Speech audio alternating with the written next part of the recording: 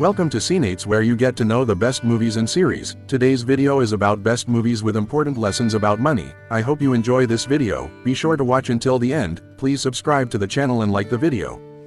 The Founder, 2016. The Founder is a biopic that follows Ray Kroc, discovering, maneuvering, and acquiring the rights to expand McDonald's into a leading global food chain. Based in Illinois, Kroc stumbles upon a budding burger corner run by Mac and Dick McDonald. He saw potential in the business and was impressed by their production rate and exceptionally fast service. So he pulled the strings in a way that turned McDonald's into an empire, but at the cost of edging the original founders. The story speaks of ruthless capitalism and bending the rules to dominate an industry, thriving on a winner-takes-all mentality. Kroc went from being a small-time salesman to a billionaire by tossing his ethics. The Big Short, 2015. The Big Short is an inside story about people who made millions out of the 2008 financial meltdown. Set as a drama comedy, we see investors who bet money against the housing market before things went south. The story may seem unreasonable from a financial perspective, but it is interesting to hear the side of people who profited from the deep-rooted corruption. Apart from showcasing the underdogs who gained massive wealth from a rigged system's downfall, the movie displays the absence of responsibility and how an unrestrained system built on greed ends up failing us all. The lesson we get to learn here is that, as an individual, it is very important for us to understand what drives the market instead of relying on the smart guys in the room to provide solutions.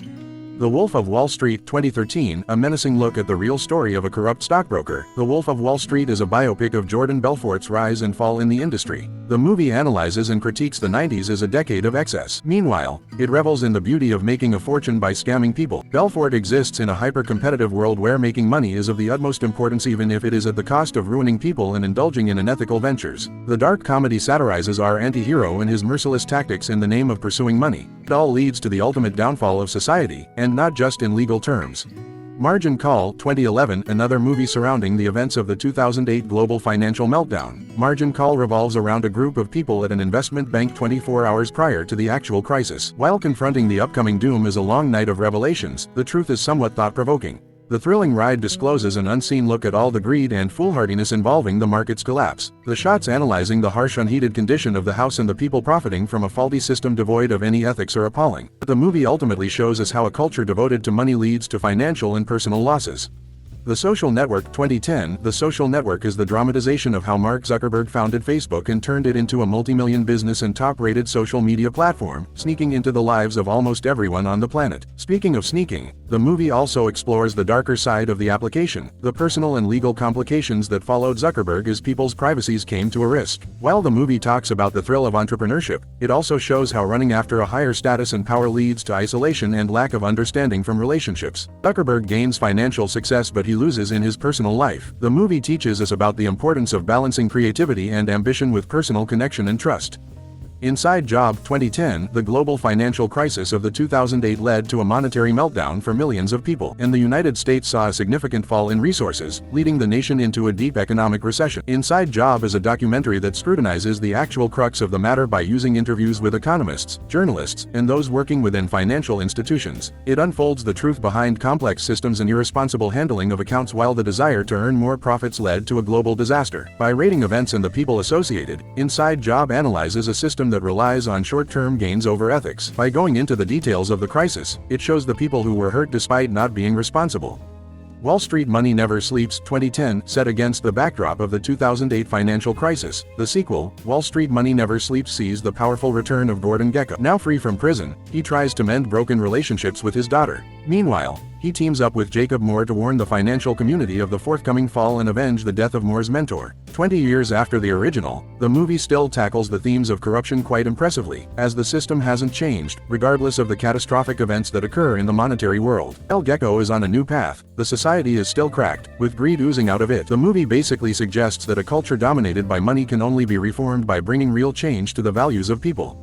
Confessions of a Shopaholic, 2009. Rebecca Bloomwood is a budding fashion journalist in the thriving and chic New York City, but with her great shopping taste comes an addiction that leads her into a hefty financial debt. What follows is her competing in an advice column contest to win prize money and end all her troubles. The fun, heartwarming, borderline relatable romantic comedy mocks materialism, overspending, and being irresponsible with money, while also exposing the consumer behavior and the feeling of instant regret. The lesson in Confessions of a Shopaholic is that happiness doesn't come from buying new stuff, especially when you cannot afford it. As not everyone gets a happy ending as Rebecca did.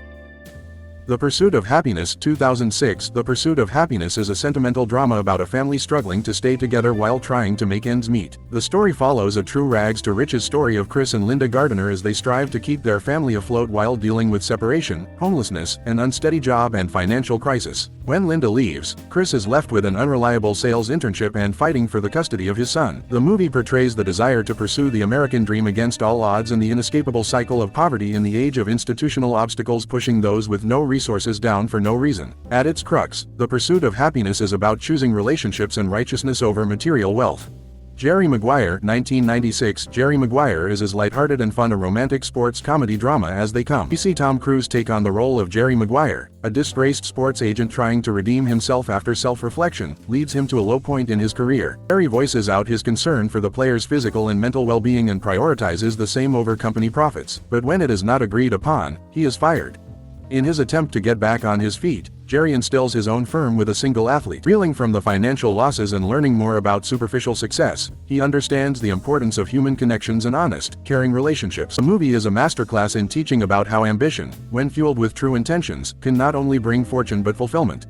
Glengarry Glen Ross, 1992. Glengarry Glen Ross is a fast-paced crime drama film set in the cutthroat world of real estate salesmen. After the employees of a company have underperformed, a high-profile executive rattles them up by announcing a contest incentive but at the same time, threatening the jobs of those who fail to live up to their responsibilities. Shelley Levine and coworker Dave Moss desperately take the rocky road to get sales leads and end up in trouble instead. The story of greed and backstabbing for money crystallizes the toxic behavior of money-driven men in the workplace and how only a few win the trophy. Dangling opportunities and ruthless competition often lead to compromises and eroded moral values, so pay heed.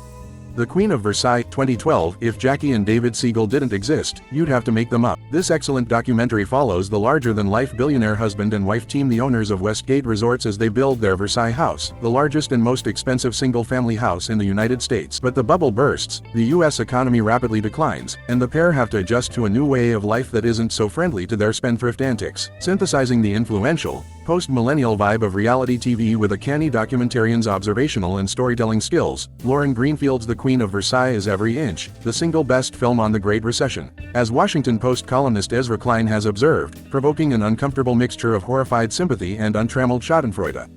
Trading Places, 1983. Trading Places is a lighthearted comedy about a filthy rich duke who bets his brother that they can turn a poor street con artist into a successful and snobbish commodities investor. After coordinating a nature over nurture experiment, the people involved in the trade get entangled with money and fortunes. The movie includes a fantastic cast with Eddie Murphy, Dan Aykroyd, Jamie Lee Curtis, Don Amici, and Ralph Bellamy, all giving outstanding performances. Beyond Eddie breaking the fourth wall to Jamie being drop-dead gorgeous and the movie delivering a bunch of laughs, this story of underdogs and how things turn around sheds light on the corrupt system and power imbalances in the society.